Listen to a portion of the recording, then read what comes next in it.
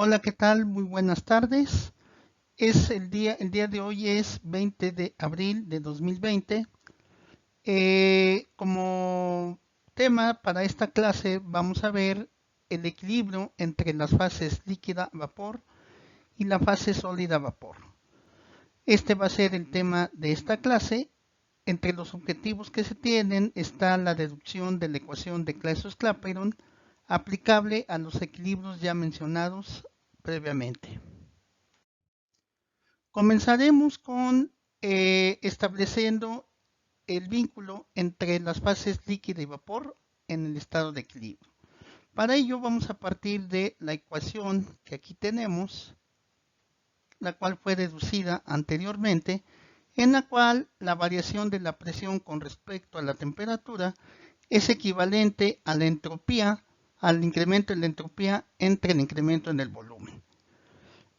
Para ello, pues vamos a aplicar aquí el término de entropía de vaporización, en la cual este cambio de fase implica la diferencia entre la entropía de la fase vapor o fase gaseosa menos la entropía del líquido.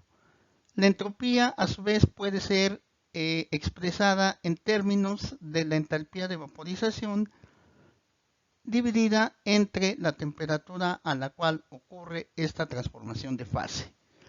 Por otra parte, tenemos el término asociado a delta B, en la cual pues básicamente equivale a el volumen del vapor menos el volumen del líquido. Y pues obviamente, como todos nosotros sabemos, pues un gas siempre tendrá un volumen muchísimo mayor con respecto al líquido. Valores típicos de entropía asociada a la transformación de vaporización pues son del orden de 20 calorías sobre centímetro cúbico grado Kelvin, mientras que el incremento en el volumen es por tener un valor de referencia, de alrededor de 20.000 centímetros cúbicos por mol. Con esto en mente, nosotros vamos a proceder a hacer consideraciones que nos van a permitir establecer diferencias significativas entre este tipo de equilibrio y el equilibrio entre fases condensadas puras que vimos anteriormente. Muy bien, pues sustituyendo entonces la definición de entropía, tendríamos que la variación de la presión con respecto a la temperatura es igual al delta H de vaporización entre la temperatura, vamos a expresarla en términos generales, por el volumen del gas menos el volumen del líquido. Por lo establecido anteriormente, pues nosotros vamos a considerar que el volumen del gas es sumamente mayor con respecto al volumen del líquido.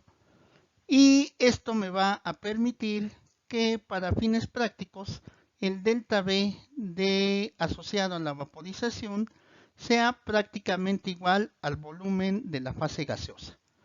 Con esto vamos a tener que hacer, haciendo esta consideración que tenemos aquí ya expresada, pues tenemos que la ecuación se reduce a el incremento en la presión, el incremento en la presión con respecto a la temperatura es igual al delta H de vaporización entre la temperatura por el volumen del gas.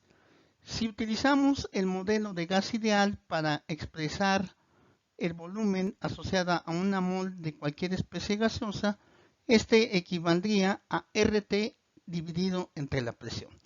Sustituyendo el volumen gaseoso en la ecuación anteriormente ya mencionada, pues tendremos que D entre T es igual al delta H de vaporización por la presión entre RT cuadrada. Bueno, entonces con esto en mente nosotros podemos proceder a realizar la respectiva integración. Del lado izquierdo nos quedaba nos quedaba diferencial de P entre P, que puede expresarse como la derivada del logaritmo de la presión.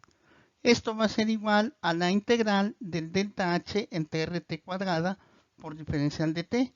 Si consideramos el punto 1 y el punto 2 para presión y temperatura, al mismo tiempo que consideramos también que el delta H asociada a la vaporización no es función de la temperatura, pues yo llego a la ecuación de Clapeyron integrada definidamente, donde tendríamos que el logaritmo de la presión 2 entre la presión 1 es igual al delta H de vaporización entre la constante R por el inverso de la temperatura 2 en menos el inverso de la temperatura 1.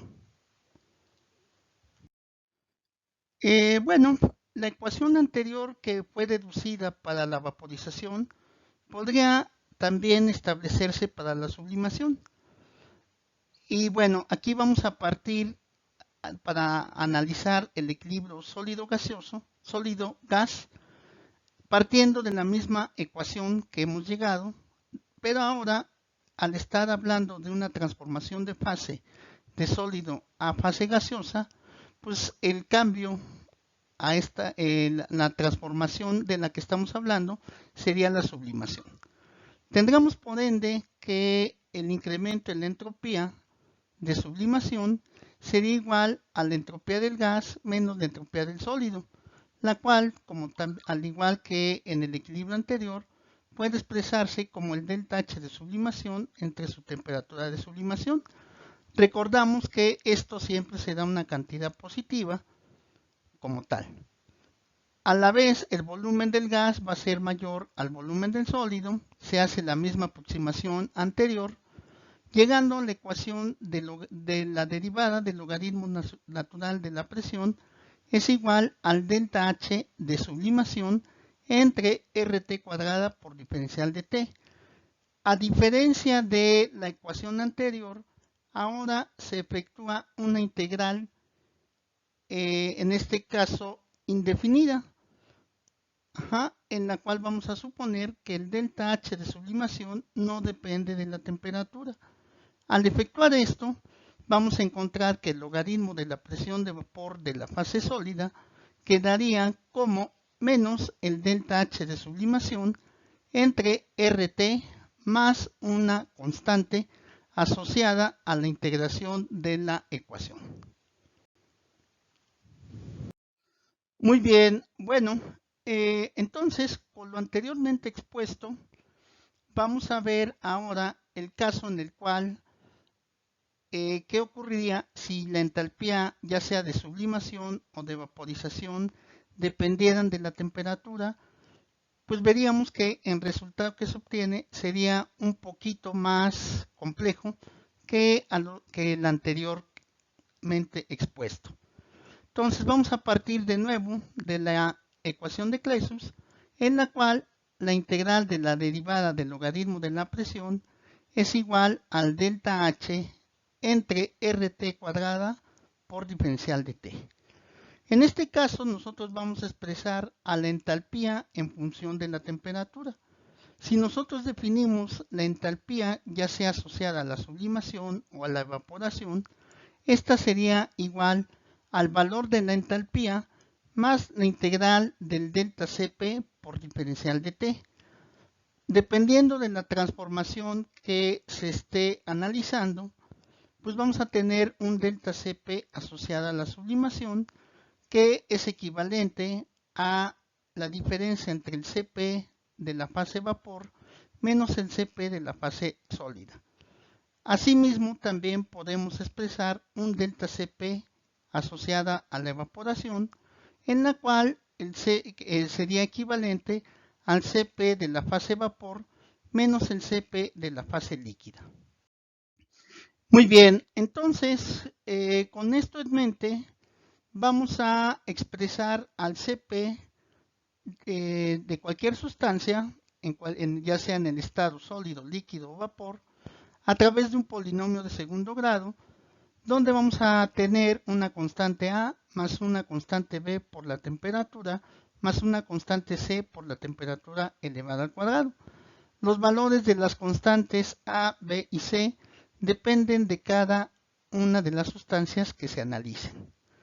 Con lo anterior, vamos a ver que la ecuación de Clausius-Clapeyron, al efectuar esta consideración, nos quedaría como el delta H asociada a la transformación de fase más la constante A, delta H más A me dan una nueva constante que sigo llamando A, más la constante B por T entre RT cuadrada, más la constante C por T cuadrada dividida entre RT cuadrada. Entonces, haciendo las respectivas simplificaciones, pues tendríamos que al integrar indefinidamente, la ecuación de Clapeyron nos da como resultado que el logaritmo de la presión sería igual a una constante A dividida entre la temperatura más la constante B por el logaritmo natural de la temperatura más la constante C por la temperatura más la constante D proveniente de la integral indefinida. Muy bien, entonces con esto en mente, pues vamos a ver que estas constantes A, B, C y D están presentes en la expresión general que nos va a permitir definir las presiones de vapor, ya sea de la fase sólida o de la fase líquida, en equilibrio con la fase vapor.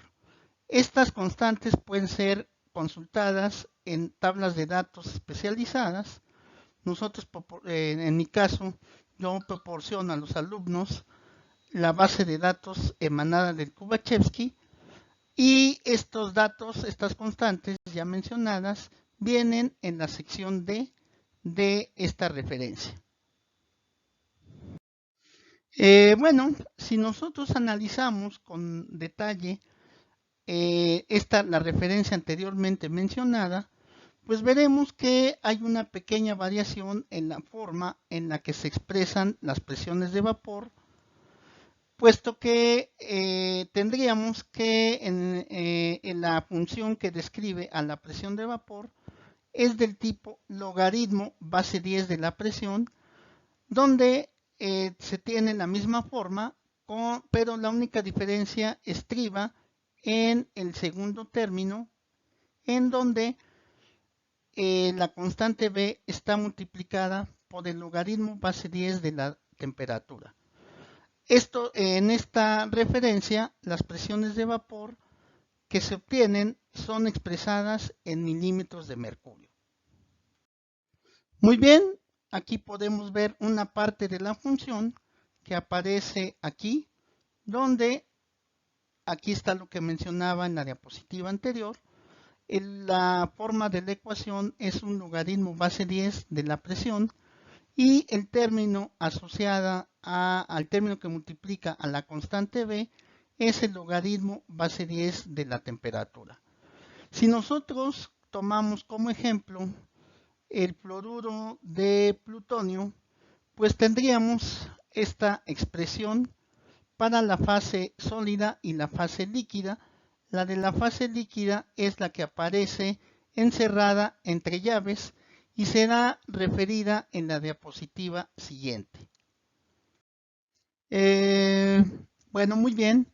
Con base en la figura anterior, tendríamos que la presión de vapor para el fluoruro de plutonio en estado líquido quedaría expresado como el logaritmo base 10 de la presión de esta fase es igual a menos 23.500 por T a la menos 1 menos 6.45 por logaritmo base 10 de la temperatura más 34.47.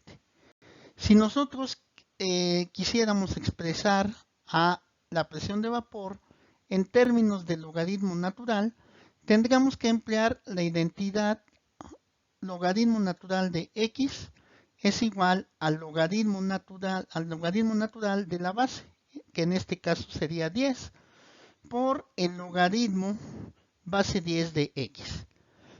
Entonces, con ello, nosotros tendríamos que al aplicar esta identidad, el resultado al que llegamos es que el logaritmo natural de la presión de vapor del fluoruro de plutonio líquido sería igual a menos 54.110.75 por T a la menos 1 menos 6.45 logaritmo natural de T más 79.37.